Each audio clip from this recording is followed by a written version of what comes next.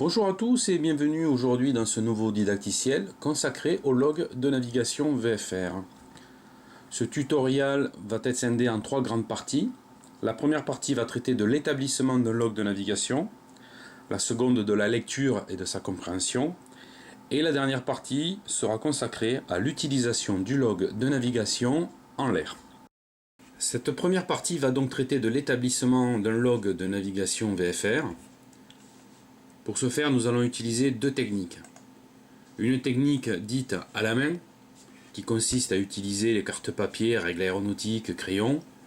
Cette technique d'établissement de log à la main est essentiellement faite dans un premier temps en école lors de la formation pilotage, mais également permettra par la suite, quand on utilisera donc la deuxième technique, de pouvoir vérifier les calculs et la cohérence des caps et des estimés.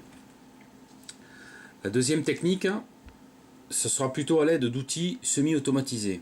Alors, outils semi-automatisés, ça veut tout dire et rien dire. En réalité, ce sont des logiciels, des applications informatiques qui vont tourner soit sur PC, soit sur tablette, soit sur téléphone éventuellement, qui vont permettre de semi-automatiser l'élaboration d'un log de navigation. Alors nous aujourd'hui, on ne va pas en utiliser 50 de ces outils-là, on va en utiliser un qui me semble être le mieux adapté à la situation. On l'utilise en navigation réelle, donc on peut évidemment l'utiliser en navigation simulée. Je pense à Navigation de François Fouché. Le logiciel navigation de François Fouché est un logiciel freeware que l'on peut télécharger gratuitement sur le site http://françoisfouché.free.fr. Je ne vais pas détailler les procédures d'installation, elles sont relativement simples. Vous avez à télécharger le package de base qui va vous installer l'application sur votre ordinateur. Ensuite, il vous faut télécharger un petit fichier de librairie si votre machine n'a pas toutes les DLL nécessaires. Et ensuite, vous lancez l'application de navigation et vous verrez, c'est très simple à prendre en main. Nous voilà désormais avec le logiciel de François Fouché, navigation ouvert. Je me suis prépositionné déjà sur mon terrain de départ, à savoir le terrain de Carcassonne. Nous allons donc maintenant créer une navigation qui va nous fabriquer le log. Alors tout simplement, on va cliquer sur le bouton Nouveau pour lancer la création d'un plan de vol. Il s'agit de l'icône en haut à gauche. Une fenêtre va s'ouvrir en surimpression de la carte dans laquelle on va définir notre vol. Cercler le terrain de départ, il suffit de taper soit le code OACI de 4 chiffres du terrain de départ, soit de rentrer le nom de la ville. Là en l'occurrence on rentre Lima Fox Mike Kilo. Automatiquement le terrain de Carcassonne-Salvaza va s'afficher. De la même manière, dans la case en dessous, on va rentrer le terrain de destination, LFMP, Perpignan-Rivesaltes. Désormais, nous nous retrouvons avec le terrain de départ et le terrain d'arrivée sur le log, reste plus qu'à cliquer sur OK. Désormais, une nouvelle fenêtre s'affiche à l'écran. Il s'agit de la première étape du plan de vol. Sur la partie gauche, nous avons bien nos deux terrains départ et arrivée. Sur la partie droite, ce sont les flanquements que nous détaillerons ultérieurement de façon plus étendue. Si vous souhaitez retourner à la carte, et c'est ce que nous allons faire, on clique sur l'icône de la map monde. On retrouve notre carte à l'écran avec le track, c'est-à-dire la route dessinée entre mon point de départ et mon point d'arrivée. Carcassonne-Perpignan. À la lecture de la carte VAC de Carcassonne, je m'aperçois que j'ai des points de report VFR qui vont me permettre de pouvoir sortir. Ces points ne sont pas obligatoires, mais pour la construction de notre navigation, on va les utiliser. On se rend compte qu'au sud de Carcassonne, un petit triangle rose, quand on passe la souris dessus, nous affiche une petite fenêtre dans laquelle on a des informations. Il s'agit du point Sirafox, point de sortie ou d'entrée de la CTR de Carcassonne par le sud. En prenant la souris et en double-cliquant sur ce point de report, je vais automatiquement modifier mon track. Ma route est modifiée. Le changement de route, en intégrant ce nouveau point tournant, est automatique au double-clic. Nous allons donc poursuivre notre navigation.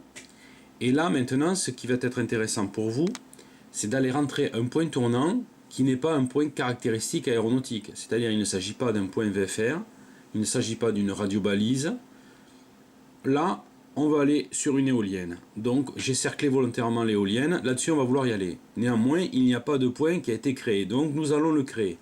Pour ce faire, c'est très simple. Vous prenez la souris. Vous vous mettez à l'endroit exact où vous souhaitez intégrer votre point. Vous effectuez un double clic gauche de façon à insérer le point et d'afficher le menu suivant. Reste à nommer le point. Mettons éolienne. Et la route de la navigation est modifiée automatiquement en intégrant ce point dans son tracé. Nous poursuivons la navigation et nous arrivons sur Perpignan.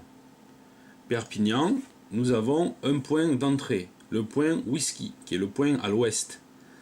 Il s'agit d'un pont. De la même manière, je passe la souris sur le point VFR, l'infobulle me permet de connaître l'intitulé de ce point. Je fais un double clic gauche sur ce point-là et automatiquement ma navigation va être modifiée. Et enfin le dernier point qui est le point Whisky Alpha. Le point Whisky Alpha, de la même manière, je passe la souris, l'infobulle s'affiche, un double clic dessus et la navigation est automatiquement modifiée.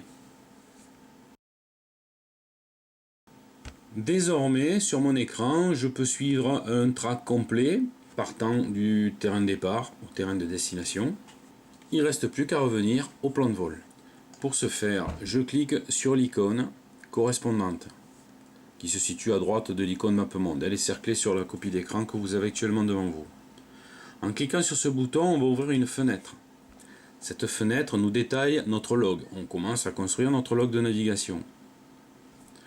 On se rend compte que ce log, comme précédemment, est composé de plusieurs parties. Nous allons les détailler. La première partie correspond au point tournant. Point de départ, point d'arrivée et les points intermédiaires.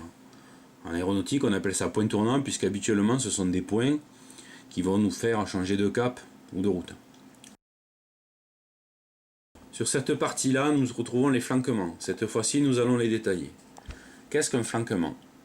Vous voyez que pour chaque point tournant, nous allons nous retrouver avec 3 radiobalises. Prenons le point Sierra Fox. Sierra Fox, nous voyons qu'il est flanqué sur le NDB CS, Charlie Sierra, sur le VOR de Perpignan, Papa Golf, et sur le VOR de Gaillac, Golf Alpha India. Pour chacune de ces radiobalises, nous allons avoir un relèvement et des distances qui nous permettront de situer le point. On verra amplement tout à l'heure sur la carte.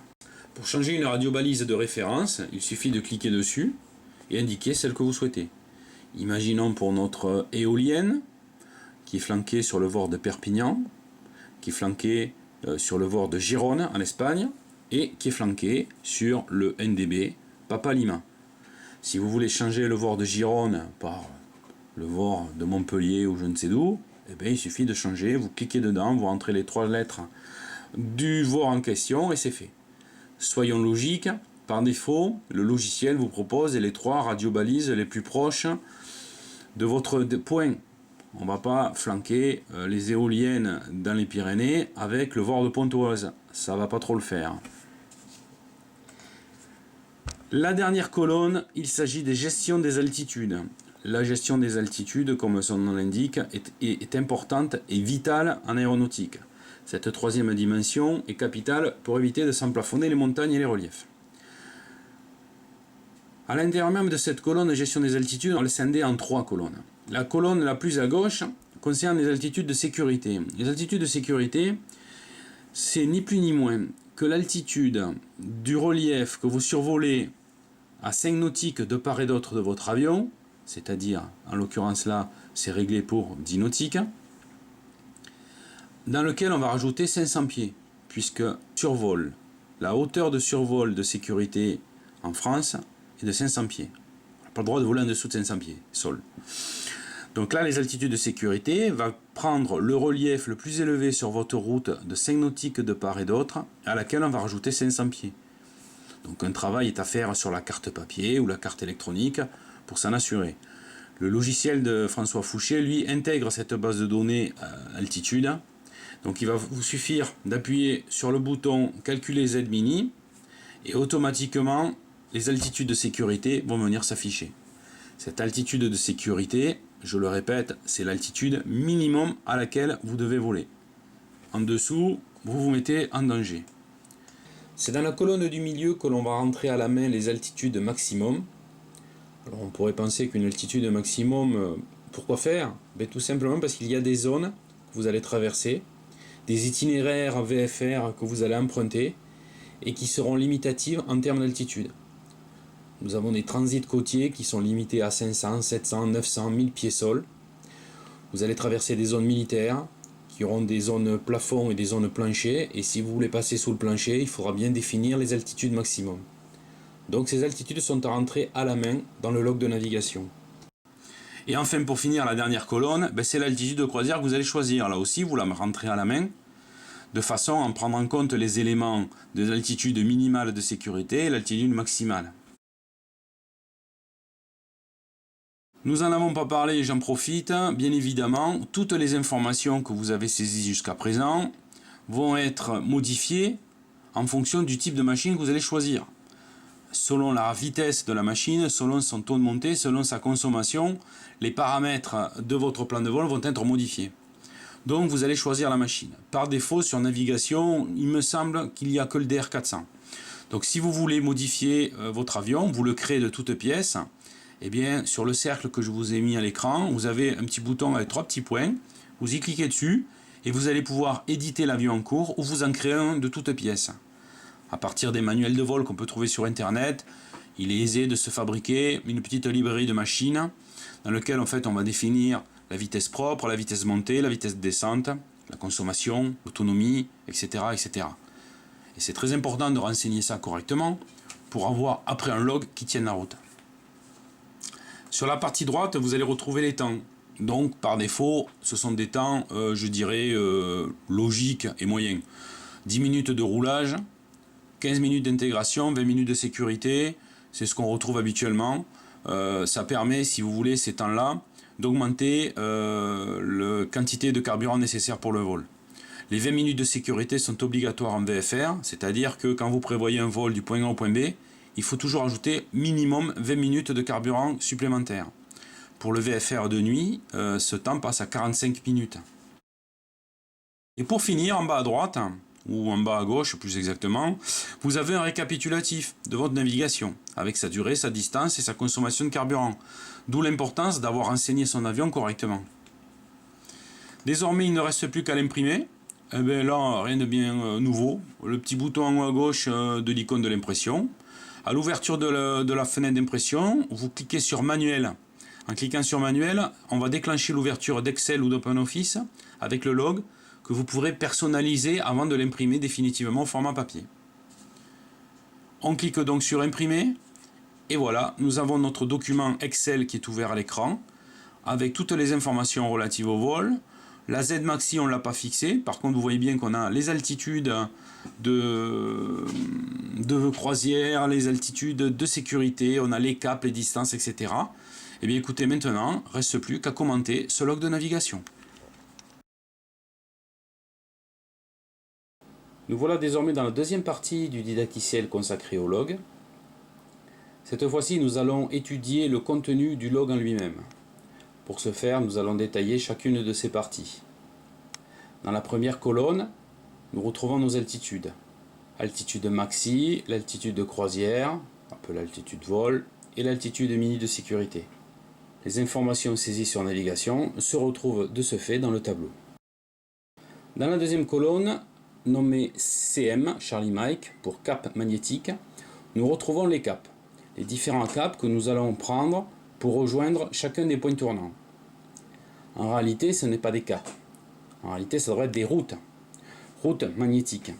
En fait, là, dans l'option que j'ai choisie sur navigation, j'ai pris une option sans vent. Ce qui signifie que le cap et la route sont identiques, puisqu'il n'y a pas le vent qui va nous faire dévier. Je rappelle au passage que la route, c'est le cap, plus ou moins la dérive du vent. Donc là, dans le cas présent, on est dans un cas parfait où il n'y a aucun vent. Donc, on aura des caps magnétiques dans la deuxième colonne. Vient ensuite la troisième colonne, distance. Celle-ci est immuable. C'est la distance qui sépare en milles nautiques chacun des points tournants. On se rend compte que pour aller de Carcassonne au point Sierra Fox, on a 4 nautiques. La quatrième colonne, Tango Victor, c'est le temps avec le vent. Comme j'ai dit précédemment, dans la simulation qui a été faite sur navigation, on n'a pas pris en compte les vents météo réels. Le log nous indique des temps pour rejoindre chacun des points tournants. 3 minutes, 18 minutes, 6 minutes. Il est bien évident que ces temps tiennent compte du type de machine que nous avons choisi. Dans le cas présent, on a choisi un Cessna 152 avec un facteur de base de 0,6. Par conséquent, pour rejoindre le point Sierra Fox aux éoliennes, 24 nautiques les séparent. Le temps estimé sera de 18 minutes. Dans la colonne suivante, report, on va retrouver nos points tournants. Carcassonne, Sierra Fox, les éoliennes, Whisky, Whisky Alpha et Perpignan, Rives Altes. Dans les colonnes suivantes, HE et HR, heure estimée, heure réelle. Ces cases-là sont volontairement vides puisqu'elles seront remplies au cours du vol. C'est ce que nous verrons dans la troisième partie du didacticiel. Dans la colonne suivante, observation, nous retrouvons nos fameux flanquements. Flanquements qui permettent, à partir d'un relevé sur des radiobalises, de déterminer à la fois le radial et la distance qui sépare le point de cette radiobalise. En utilisant 2 radiobalises, on pourra trianguler notre position avec exactitude. Alors on va prendre un cas concret avant d'attaquer le vol. Au décollage de Carcassonne, on doit rejoindre le point Sierra Fox. Sierra Fox qui est le point au sud de sortie de la CTR de Carcassonne. Mais la question c'est comment trouver Sierra Fox. FSX peut être utilisé à la fois avec des textures photoréalistes ou alors du land class. Dans le cas présent, le photoréalisme apporte une plus-value énorme en termes de réalisme. Avec une scène photoréaliste, il sera plus aisé de trouver un point à vue qu'avec du land class, surtout quand la précision n'est pas formidable. Donc pour trouver le point Sierra Fox, on va avoir en fait 2 méthodes. La première méthode, c'est à vue. On va utiliser les informations qui sont situées sur les cartes VAC et plus précisément sur la page dédiée au contenu des points. Dans le cas présent, on lit Sierra Fox avec ses coordonnées latitude et longitude et on voit qu'il s'agit du village de Coufoulens. Effectivement, le village de Coufoulens, pour celui qui est jamais à Carcassonne, ça y cause pas beaucoup. Il existe des points de repère VFR qui sont un peu plus facilement repérables qu'un simple nom de village. À titre d'exemple, sur Avignon, nous avons un point Sierra Echo et il est noté Sablière, usine, bordure nord de Durance, ou le point Whisky, confluent Rhône Durance.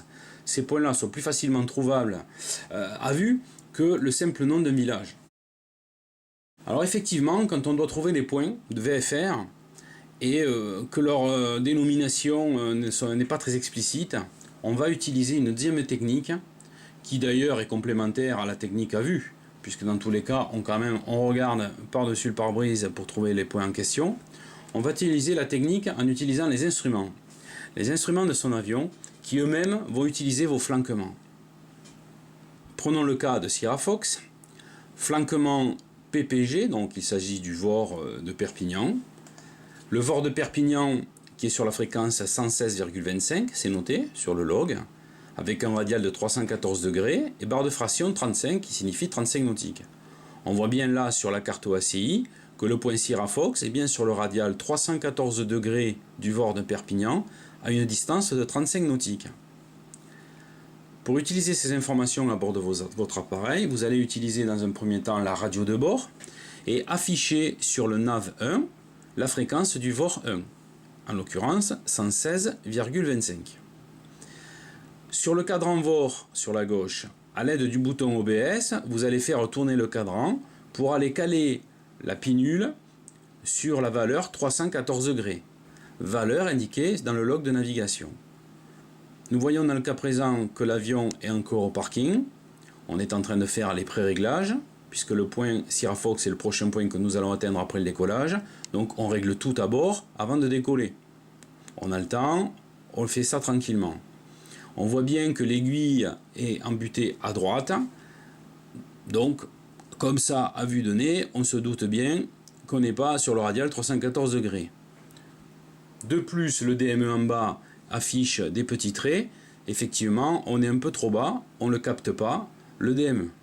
Assurez-vous de la position nav sur la fonction nav GPS. Quand la fonction nav GPS est sur la position GPS, le cadran VOR va se caler sur le GPS, sur les données du GPS. Lorsque vous allez mettre la fonction nav GPS sur la fonction nav, il s'agit bien de la fréquence rentrée dans le bloc nav1 qui va être utilisée pour faire varier l'aiguille de votre VOR 1. Donc assurez-vous bien de cette position nav. Une fois en vol, vous serez à la verticale du point. On voit bien qu'à ce moment-là, l'aiguille est bien axée sur le radial 314 degrés et que le DME, si votre avion est équipé d'un DME, confirme bien la distance de 35 nautiques. On a des valeurs qui sont cohérentes, on est à 35 nautiques du VOR, on est sur le radial 314, on ne peut pas être ailleurs que sur le point Sierra Fox. Néanmoins, si nous ne sommes pas équipés d'un DME, on peut utiliser un VOR numéro 2. Dans le cas présent, sur le VOR numéro 2, on va aller afficher 115,80, qui est la fréquence du VOR de Gaillac. Et sur l'OBS, on va régler 156 degrés sur le VOR 2. Quand les deux VOR ont leur aiguille bien verticale et axée, cela signifie qu'on est à l'intersection des deux radios. Par conséquent, on est sur le point. Et enfin, pour finir, les checklists. Point tournant, déroutement, arrivée. Ces checklists doivent être effectuées à chacune des étapes indiquées. Point tournant, cela signifie qu'à chaque fois que nous allons franchir un point tournant pour aller chercher le second, on devra effectuer cette checklist.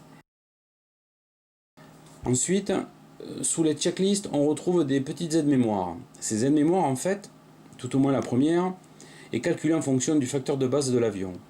On se rend compte effectivement que si on utilise une carte papier au 1/500 millième, eh bien, la largeur d'un doigt correspond à 5000 nautiques et pour un Cessna 152, c'est 3 minutes de vol.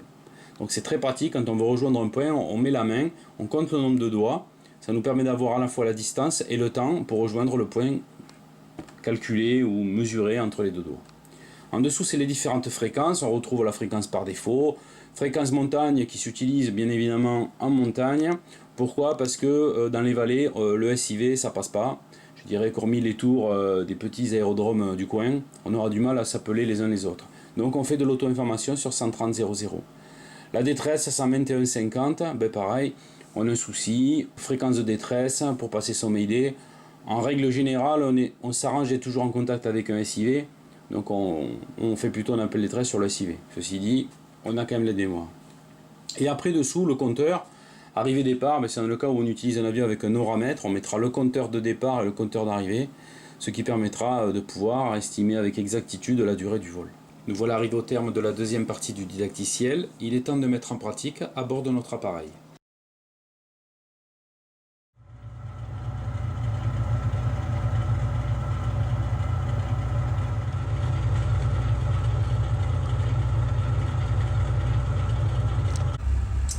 Eh bien nous voilà à bord de notre Cessna pour cette navigation de Carcassonne à Perpignan. Nous allons revoir le log de navigation, quelques petites choses encore à éclaircir. Donc en visionnant le log de navigation, on se rend compte que pour aller de Carcassonne au point Sierra Fox, on devra prendre un cap au 182 et une distance de 4 nautiques pour une durée de 3 minutes. La durée de 3 minutes est faite au départ de Carcassonne. Elle ne prend pas en compte la durée du décollage, le temps de la montée initiale pour atteindre les 2000 pieds. Par conséquent, nous allons faire ce qu'on fait habituellement en école et qui est obligatoire en vol de nuit. Nous allons décoller, nous reporter vertical terrain 2000 pieds et à la verticale du terrain, on déclenchera le chronomètre de façon à calculer nos 3 minutes de vol jusqu'au point Sierra Fox. On a la clarence pour rouler pour le point d'arrêt de la piste 10, donc au roulage.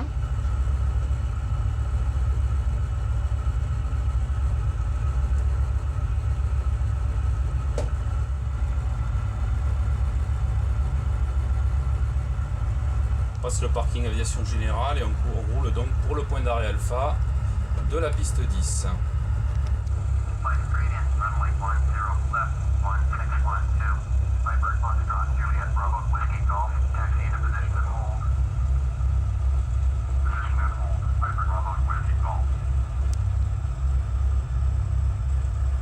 Voilà, un PA28 devant nous, on va le laisser s'aligner, on va faire nos essais moteurs.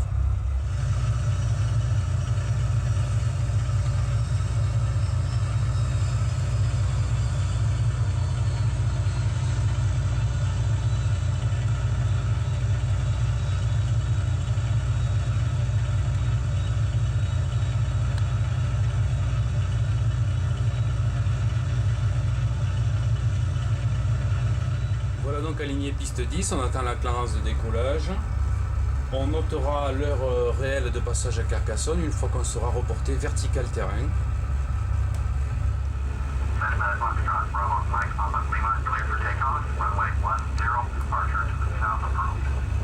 Voilà, on est autorisé au décollage, alors c'est parti.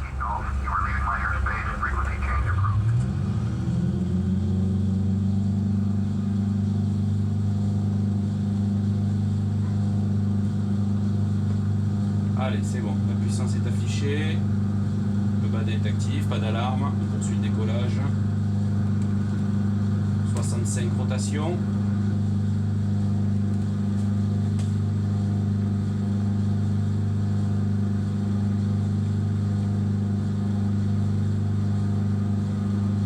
Donc on se reporte vertical terrain demi-pied et on déclenchera le chrono à ce moment-là.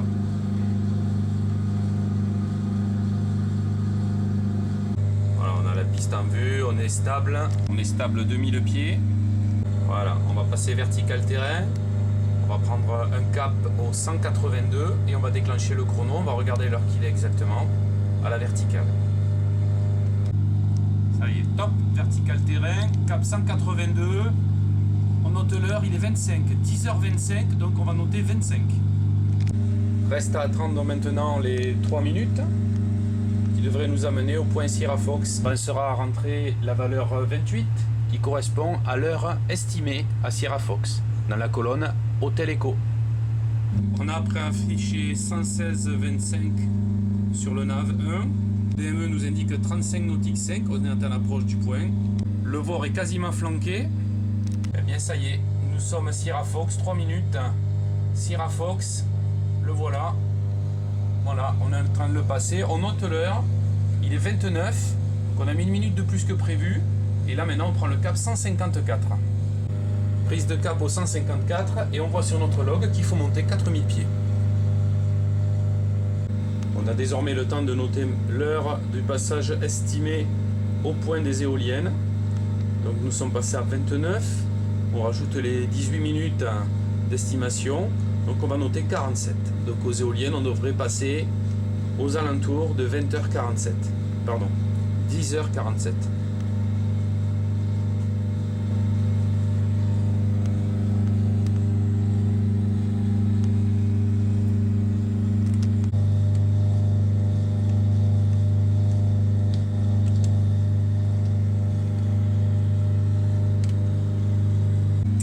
Voilà, nous arrivons stable à 4000 pieds. Et on se rend compte effectivement qu'on passe en sécurité les reliefs.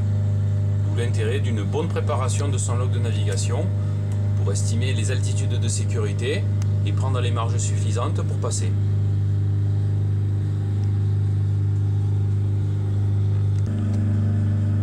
Voilà, cap 154 degrés, on tient, notre cap et route sont similaires, le vent est nul, ou presque. Donc on poursuit vers nos éoliennes, on ouvre l'œil pour essayer de les trouver. Là déjà sur la gauche on voit qu'il y a des châteaux, ça ressemble bien au château d'Étienne, les châteaux Qatar. Tout au fond on voit la Méditerranée.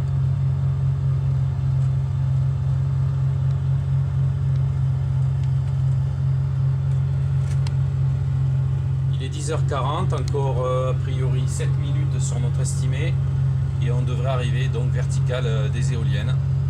On commence à ouvrir l'œil.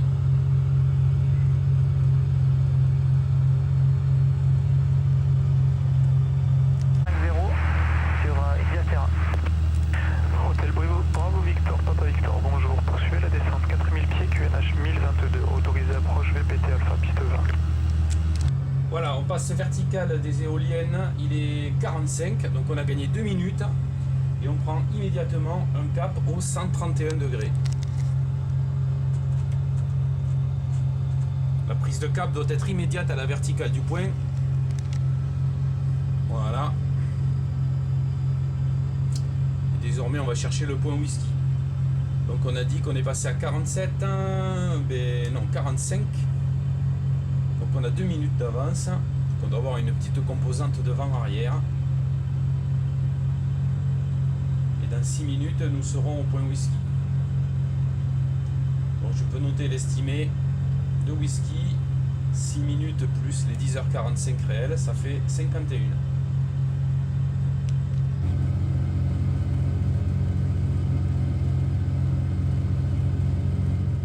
Premier contact radio avec l'approche de Perpignan, on descend finalement 2000 pieds, donc on laisse les 4000 pieds du log initiaux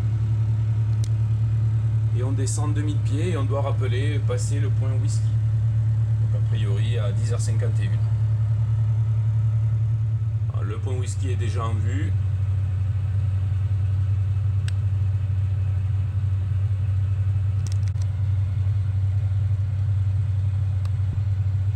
Voilà, on vient de passer le point whisky, la tour nous demande de rappeler directement la piste en vue. Donc on va zapper le point whisky alpha. Donc pour ce qui est de l'estimer, eh bien on va faire une extrapolation, on va estimer le terrain à 56. Donc a priori avant 56 on devrait voir la piste en vue, sinon c'est qu'il y a un petit souci. Donc prise de cap whisky alpha et après, une fois le terrain en vue, on se reportera en fonction de la clarence de la tour.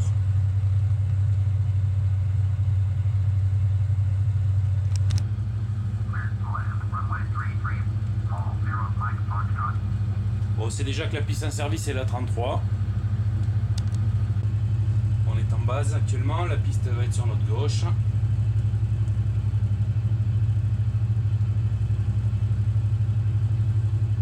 Nous avions prévu 56. Oh ben on y sera. On y sera à 56, il n'y a pas de souci. Nos estimés étaient bonnes. Oxygène autorisé, approche sur 05. Remontez en condition, India Lima.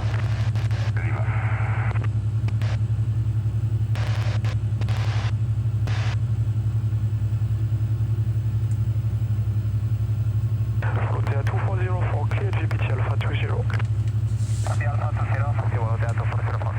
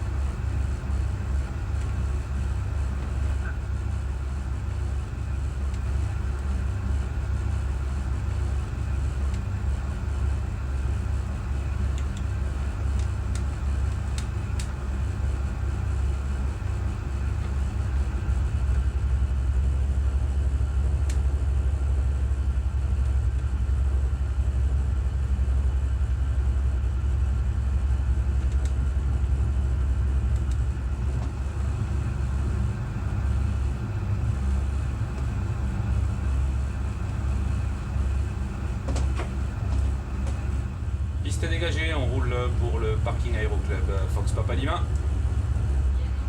Bien voilà, nous voilà arrivés au terme de notre navigation à Perpignan. J'espère que ce didacticiel vous aura intéressé pour suivre votre log de navigation. On aura l'occasion de faire des compléments à ce genre de didacticiel. Mais en attendant, amusez-vous bien et à très bientôt. Au revoir.